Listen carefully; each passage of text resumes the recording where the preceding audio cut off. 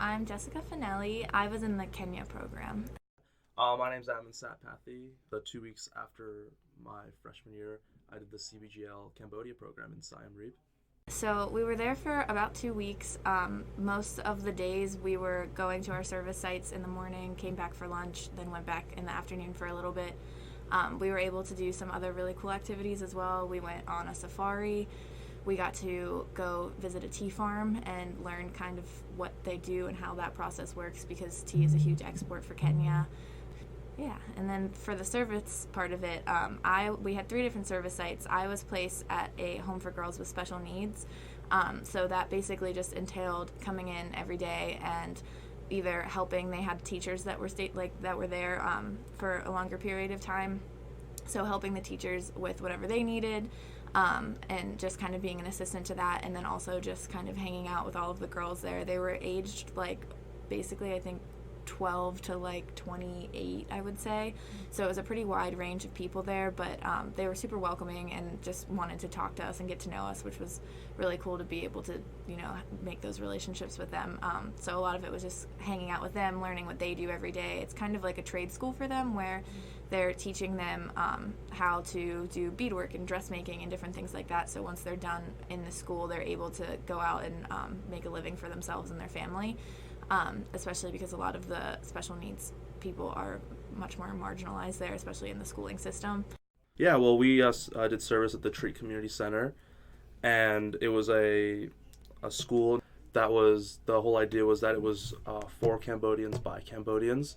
So there's lots of Cambodian teachers doing their college education, and they were basically assisting and giving back to the community, and we got to help them out. So what I did was I was able to be in the classroom and talk and interact and really help these kids learn.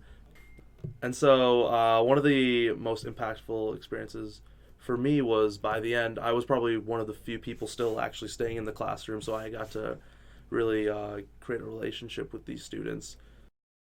And with the teachers, you really saw what's great in the Cambodian culture, where the teachers were very enthusiastic.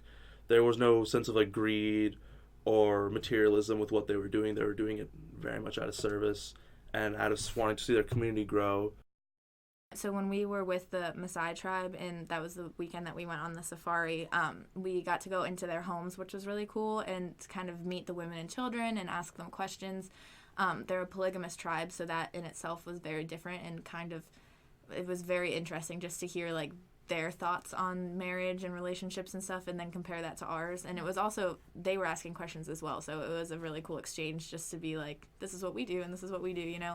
I was kind of expecting to have culture shock with that conversation, and being in their homes were just these kind of hut things. It was very close quarters. There were 6 of us in there, no room, but I was kind of expecting that to be one of those moments for me. But I think I was just so interested in what they had to say, and being able to look at the differences and how they maintain tradition while also trying to somewhat keep up in a more modern way.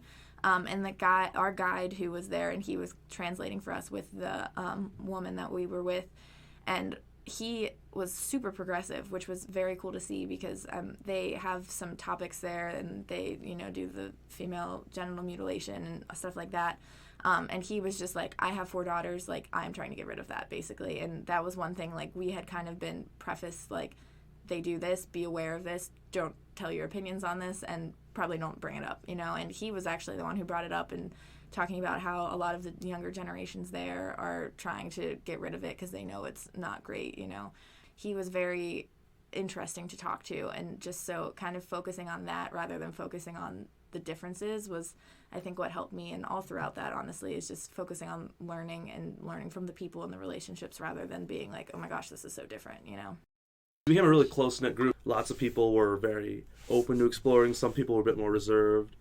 So I think we all kind of complemented each other. We all pushed each other to do something new. And I think through that, when we all were challenged by something that none of us had ever experienced, so we all grew very close through that.